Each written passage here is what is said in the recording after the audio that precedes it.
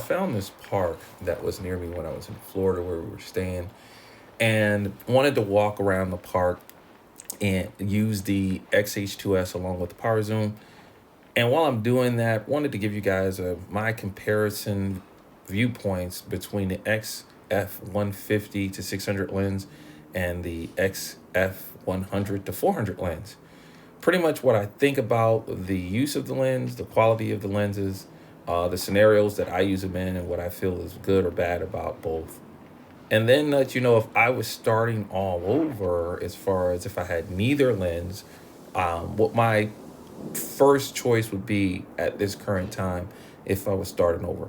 So enjoy the comparison and me using the XH2 along with the power zoom while walking through this nice little nature park.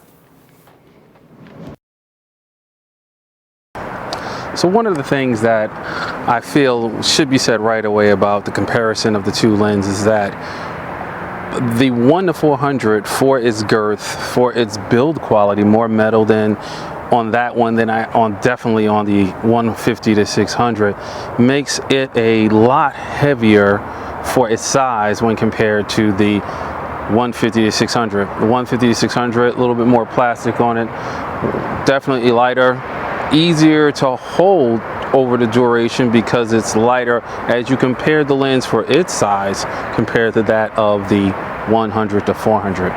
So when it comes to the two, if you hold them in your hands together, they're going to feel about the same, but when you compare them based on the actual size, the 100-400 is definitely heavier, and that's because of that superior quality in the build. The next thing I would say when it comes to the two lenses, the biggest differences I've noticed in using them would be operation. So as the 100-400, it is an external zoom, so you see that element move back and forth on that lens when you're using it.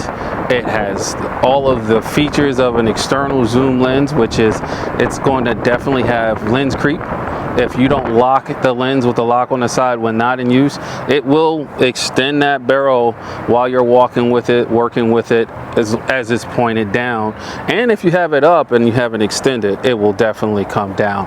The X150-600 being an internal zoom, you avoid all of those issues, which to me gives it also another plus when it comes to the comparison of the two as far as operation goes. It's a newer lens, so having that internal, having those linear motors, it is a dream to maneuver on the ring and be able to hold it comfortably and operate it at the same time.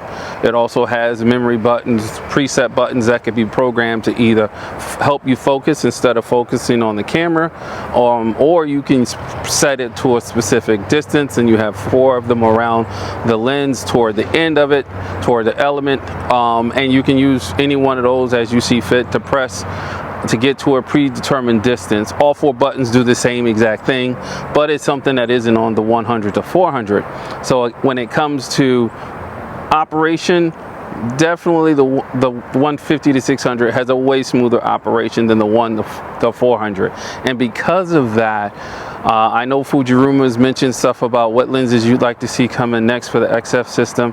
For me, it would be a Mark II of the 100-400. Make it internal zoom and keep that same build quality. It will definitely be worth the money. So what you'll see too when it comes to lens quality is that the images are the same coming out of both of these, but I dare say a little sharper, folks will say, on the X150-600 because it actually gets in tighter. So you'll see on my images that that's evident. I can get closer to the birds, so I get more detail on that sharp image. If I was to do the same on the 1-400, I don't have that same image, which means, or detail, so I need to get closer to the bird to get the same quality level. So the sun just popped out on me. Let's keep walking on this trail, having some fun with this XH2 and the power lens.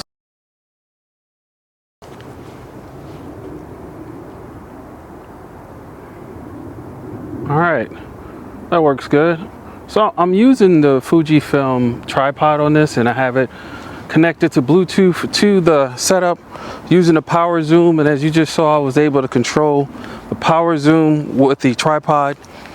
mini tripod, and everything's working fine. Hopefully you saw my review, and I want to continue where I left off at. So operational wise, I do like the 150 to 600 better than the 100 to 400 because of that internal zoom. It allows for a smoother operation for me when zooming in and zooming out, and I like the fact that I don't have the lens creep and have to basically adjust the focal length on the 100 to 400 because maybe I've holding the camera down and I've let the lens creep, and now it's not at the focus length I had it at previously when I was shooting whatever I was shooting.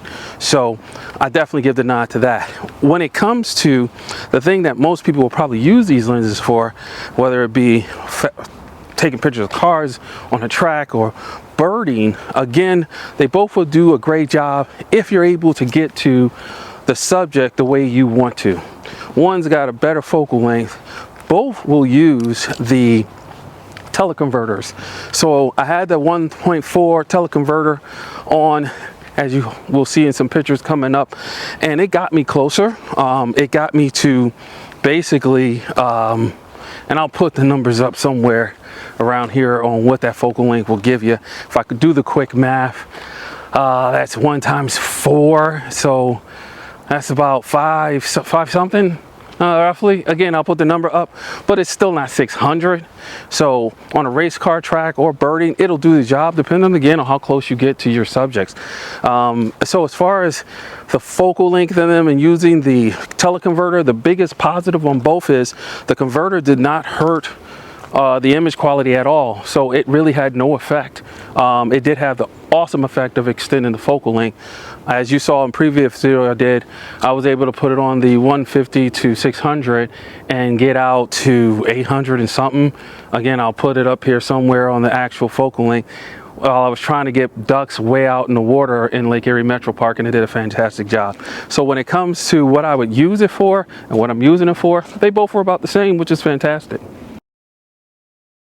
If I had to look at how I use the lenses and what I use them for, if I was starting over, and I know this is a kind of, you know, I'm not discussing this lens, but you hopefully see in my list of videos in my catalog, my library of content I've created, I would definitely get the 70 to 300, which I actually have with me on this trip, and the 150 to 600.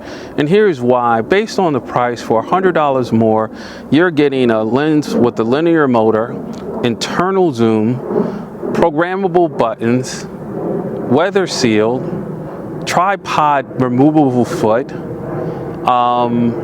You can attach a strap straight to the lens, which is something I wish we could do with the 100 to 400 and not put as much stress on the body of the camera. And it's a very solid lens. As you guys know, I've dropped that lens.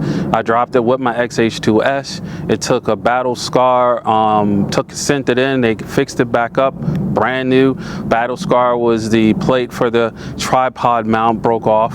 A couple of screw heads, didn't break off, just broke off some screw heads, still was attached, and that was it. But they wanted to give it a good, nice look over, and that's what they did, and I appreciate that with Fuji Repair, and it came back, no issues.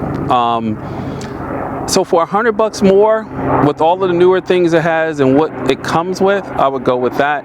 And I would couple it with the 70 to 300, and that would be a nice combo lens, overlapping each other. Both lenses are stellar, giving you great quality. Now again, as I turn and we start walking some more, I'm not going to say, and I'm losing my light here, I'm not going to say that the 100 to 400 isn't a good lens. I'm going to say that I think it's in need of a refresh to bring it up to par on how great of a lens it is. I've used it for sports, soccer, I've used it for cars and birding and got awesome images with it. But again, the external zoom is an issue because of the weight of the lens. Having an external zoom on the 70 to 300 is not a bother because that lens is very, very, very light compared to these two lenses. And it's a joy to shoot with. And for that matter, having an internal setup on the 150 to 600 makes it a joy to shoot with. So What would I do next to enhance it is I'd get the teleconverter, because the teleconverter can be used on all three of these lenses. So that I've done that on the most recent video you guys have seen, using the 70-300 with the teleconverter, and being very surprised at the quality I got of images and video. So there you go. So hopefully you guys use this to help you decide what it is you might want to do. I know what I would do if I was starting over, and be able to go out and get the content you want to get. So with that, like, subscribe, hit the comment section with your thoughts and views. We got a lot of little lizards around here, so you know, don't get scared on me, guys. It's not a horror movie. And I'll see you guys on the next video.